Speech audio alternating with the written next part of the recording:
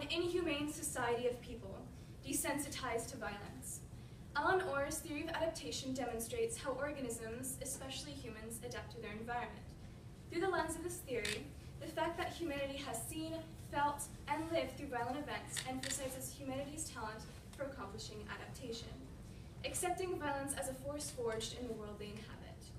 Yet, through the years, violence and its psychological impacts have adapted to fit many forms: terrorism, animal cruelty, and video games, changing the attitudes of the American people. Good morning, my name is Anya Wyporski, Vanessa Polson, Allison Chestnut, Sadie Mackey, Karina Osasa. As a disclaimer, some of the images in this presentation may be perceived as graphic. Within the scope of violence, the psychological thought processes of certain individuals help to examine their motives through brain functioning. The Surgeon General's Scientific Advisory Committee of Television Social Behavior conducted a study assessing the impact of violence on the attitudes of viewers, discovering a correlation between media and an increasing desensitization of violence. This connection asserts the fact that children, when predisposed to violent images, can establish negative beliefs leading to aggressive behaviors at an early age. This will be elaborated on further by another team member. Psychological effects of a traumatic event can establish a social dynamic influence on victims of violent actions. Explained in an interview with Professor Deborah Hollister, a psychologist from Parish Charles Hospital in Louisiana, attitudes toward a particular stimuli will depend on the representation of the stimuli and the perception of it in the individual's memory. Karina? This is where the impacts on Americans' attitudes caused by war and aggression comes to play. Terrorism has caused Americans to develop a deeper distrust in the world that surrounds them. And rather than stopping this numbing trend regarding violence, those attacks only help to reinforce it.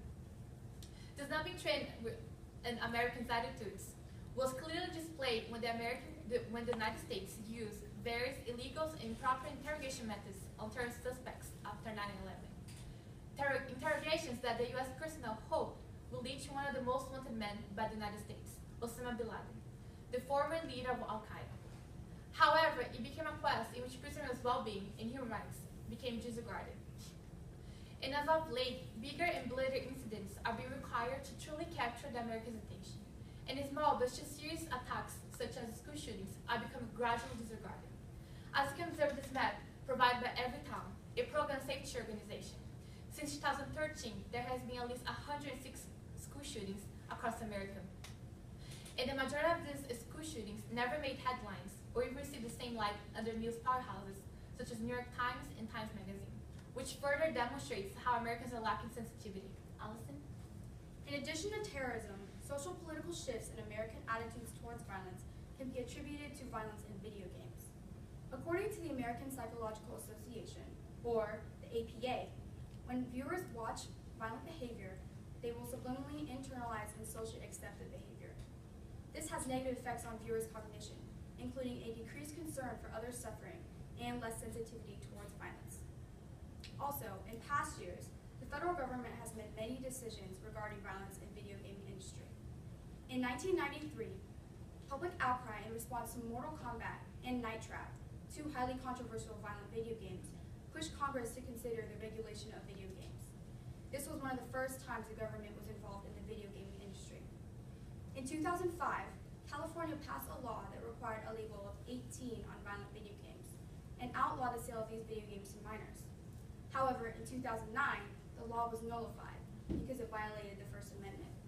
According to Justice Scalia, a state does not possess the power or right to restrict the ideas to which children may be exposed. These are all examples of how political efforts to establish laws on regulation of video games have been repeatedly suppressed, ultimately silenced by the First Amendment. This contributes to a more ignorant society because the issue has not surpassed presence in court. Vanessa? American attitudes towards violence have not only been altered in situations concerning other humans, but additionally with livestock and domesticated animals. Confined animal feeding operations, otherwise known as CAFOs, began to truly take hold in the 1970s and 80s when the need for food as a nation increased. Some of the most violent practices of CAFOs include confining pregnant sows to gestation crates for the length of their pregnancy, while additionally latching them to the ground, causing the animals to bite and chew at themselves in an attempt to escape.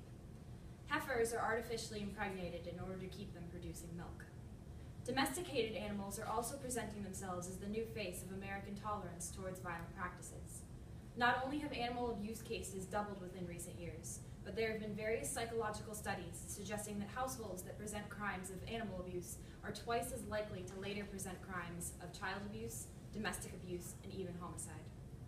Through these two examples, we can see that as the U.S. has become more desensitized to violence, compassion towards animals has also decreased.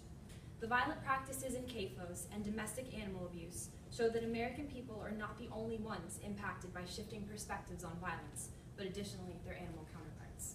Sadie? It is suggested by media experts that the news industry does not lead to desensitization and ignorance because Americans influence what is broadcasted on television. This implies that Americans are well aware of what they are asking not to be shown. In separate interviews about the news industry, executive producer Angel Blasquez and former assistant news director Michael Mackey explain how censorship is shaping attitudes in the United States. Mackey cites examples about the Oklahoma City bombing in 1995 and the attacks on 9/11. Following the Oklahoma City bombing, the public made it clear that they wanted to see footage of everything, like the image on the left. After 9/11, broadcasters continued to show this type of violent media, including images of the Twin Towers falling and footage of the wreckage, like the image on the left.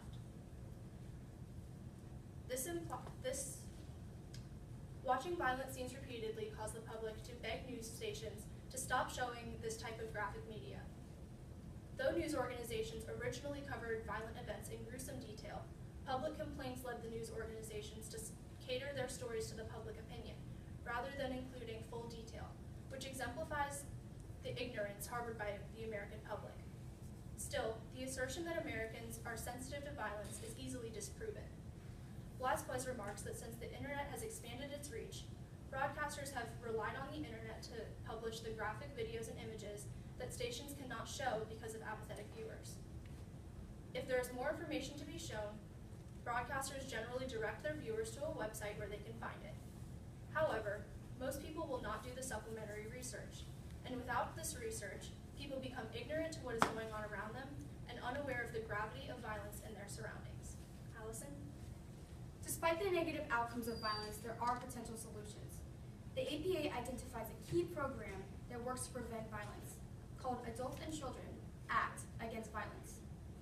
ACT Against Violence seeks to help children from ages 0 to 8 by educating their teachers, guardians, and caretakers to be positive role models for them. Through ACT Against Violence, children have hopeful opportunities to learn skills that help prevent violence, including anger management, effective discipline, solving problems verbally instead of violently, and being careful about the media they are exposed to. Although ACT Against Violence may not be the permanent end because it only works to prevent instead of stop violence, it is a hopeful start for a more knowledgeable society. Vanessa? American tolerance towards violence is a phenomenon evident in both the social and political spheres, where time is continuing a shift towards a more desensitized culture. Without the presentation of alternative mediums of psychological assistance, media, and animal-human relations, the U.S. faces a potential pitfall towards permanent violence and lack of empathy. It is up to the public to take action against the sources advocating for the worst of this world and strive to make a return towards compassion and rapport once again. There is an opportunity for violence to take its proper place in the hierarchy of understanding, and the time to speak up against this misunderstanding is now. Thank you, and at this time we are more than happy to take any questions.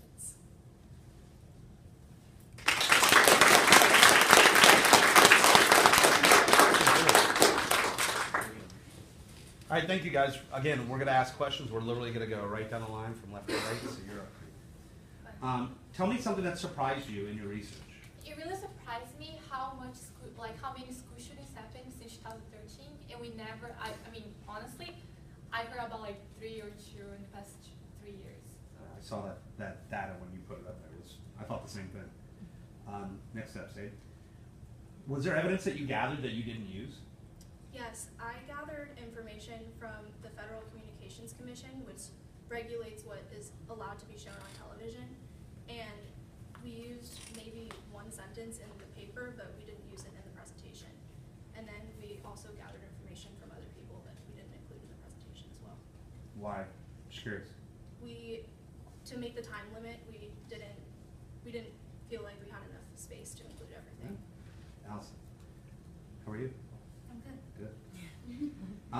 tell me, how'd your research question evolve as you went through the process from when you first came up with it to researching to writing the paper, group paper, presentation? What happened along the way? Originally, when we came together, we had a lot of really different topics we want to talk about. I wanted to talk about terrorism, Vanessa wanted to explore stuff about animal cruelty, and we all had really different perspectives. And then suddenly we realized that this could all be put under one term, violence. And we wanted to see, how do Americans see violence? How do they react to it? So we had a lot of different things that we talked about, such as media, psychological aspects, terrorism, news. And eventually we came together and started writing our individual papers. Originally in our question we had a part that talked about economics and how video games are increasingly becoming a bigger industry and gaining more money every year. However, my lens was the only lens that had much to talk about it besides CAFOs. So we decided to take that out of our question and completely out of our paper. So definitely matured as you went along. Mm-hmm. Anya. What advice would you give for people that do something, research on this in the future? Definitely explore different lenses, especially ones that you are interested in doing, because if you're not interested, then why even talk to it to different people? It's supposed to reach out to different variety of groups. We definitely explored a lot of research and checked the reliability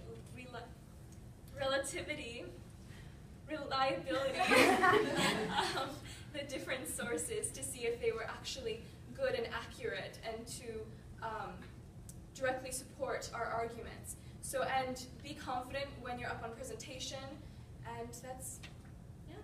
Okay. Vanessa, tell me, like, tell me the level of certainty you are about the conclusion, since you talked about the conclusion. Tell me how certain you are about your recommendations. Well, with programs like Act Against Violence in place, we feel that there is a potential for violence to come down and become more of a sensitive and well-spoken about topic in the United States. But at the current time, unless people begin to take an issue like this and look at it from a different perspective and with new eyes instead of the old ones, we think that our conclusion is pretty solid in the fact that the United States has become really desensitized towards violence, and it's just a factor of the world that we live in right now. Cool. Thank you very, very much. Drop that number.